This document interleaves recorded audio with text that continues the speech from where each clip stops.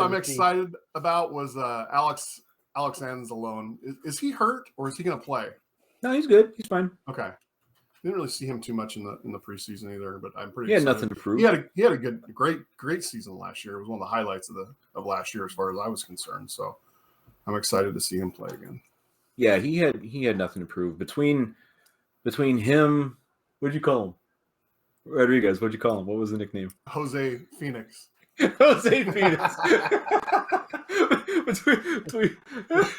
between him, Jose Phoenix, and Barnes, I think that because Barnes was playing pretty well. Right. He started kind of coming on towards the end of last season. He had a good preseason. I think those three. That's a good core. Two of them are very young. One's a little long in the tooth, but it's good to have somebody with experience that's been around for a while and has been a productive football player to kind of be the old bull in that. The old bull. The old bull. Yeah. But no, I think I'm actually excited about the linebackers this year. Yeah. We'll see when they start getting torched by tight ends, but I think we got a lot to be excited about, guys. I really do. Trying to stay positive. I'm gonna be the most positive person for the next. What's today? Tuesday, Wednesday. I'm gonna be the most positive person for the next 4 days, and I'm gonna walk in on Sunday very timid and very quiet, and I'm gonna sit there and I'm gonna eat my breakfast. I'm gonna drink my beer, and until the clock hits 0 and the Lions have more numbers on their side than the other team has on their side, I'm not gonna say a damn thing to anybody because I know how it feels to get excited. I know how it feels to get your hopes up. We all do. It's dangerous. I was really excited about the Tigers. Oh, Tigers. Oh, the Tigers. Yeah. I was trying to explain to somebody this week that it's really cool downtown because Ford Field is so close to Comerica. And I said, this time of year is especially cool because you have the Lions playing and then you have the Tigers playing right there. And then I had to back up and say, well, maybe not playing, but both teams have games, and they're right there. Yeah. But I had to deal last week with the sweep of the Tigers and them kicking our ass, and everybody's a Mariner fan right now. I told those guys, I said, well, since the Mariners have finally won a few games, you can trade them with Randy Johnson and Ken Griffey jerseys. Maybe buy a newer player jersey now because they're above 500. Dude, they're playing meaningful baseball in September. Oh, they're playing really good baseball. Yeah, but I'm talking shit about the Tigers. So I said to one guy was talking all this shit. I said, so how many World Series rings you have? How many World Series appearances? And how many playoff wins did you have? I said, so why don't you take about a minute look because you won't have to look too long. You have one playoff. You have one playoff appearance and no World Series. So shut the fuck up. Right. So what did you guys think about the whole experience of being on Hard Knocks? Well, I expected something a little different. I thought it was exciting. It was fun to watch, but I expected a little more. I don't know. I expected something different. What'd you expect? I don't know. Some more excitement, some feel good, some pop. I mean, it was some pop, but I would love to see some good hitting. I would love to see a little more of the actual training camp. The first 2 episodes rocked long. I mean, they were solid, but then that third week, and then you get to this week, and it was just like, it was just kind of this week especially was just unimpressive, inspiring. The only thing inspiring was when Dan Campbell at the end, asked to comment about the Lions and how how thoughtful he is and how he had to think about what he was going to say. And it was great, but the rest of it was just kind of like the best parts were the outtakes at the end of each episode, especially the last 2, in my opinion.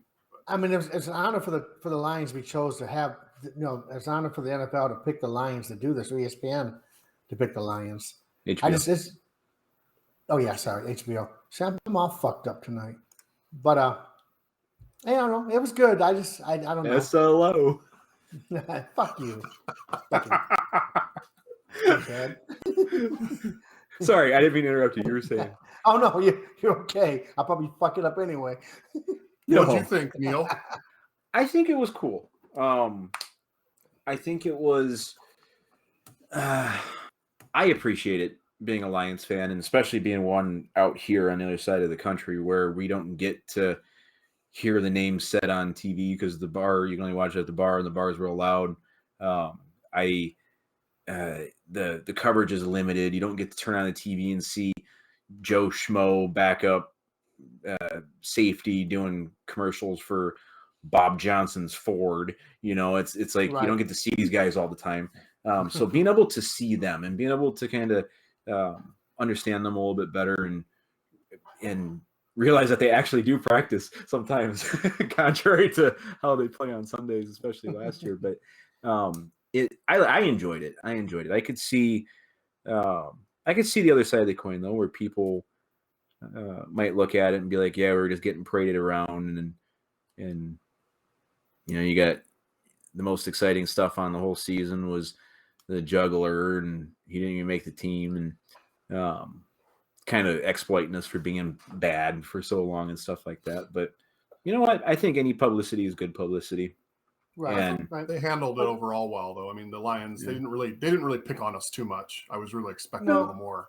But I guess I thought there'd be a little more coverage of Goff, a little more coverage of Hawkinson, a little more coverage of our starters, our veterans. We didn't really have a lot interaction with them. That's a solid point. They did a lot of the rookies and stuff, kind of followed them around, and then St. Brown got some good press time, which he deserves it because he's been pretty solid for us. But I thought I'd see more from the starters, the veterans, but there really wasn't. Yeah, I think if you watch the end season with whoever's the end season, it's going to be Cardinals. I think obviously, that they're going to be following their star players, but right. Overall, that's a good point. I didn't even really think of that. Yeah, we didn't hear from.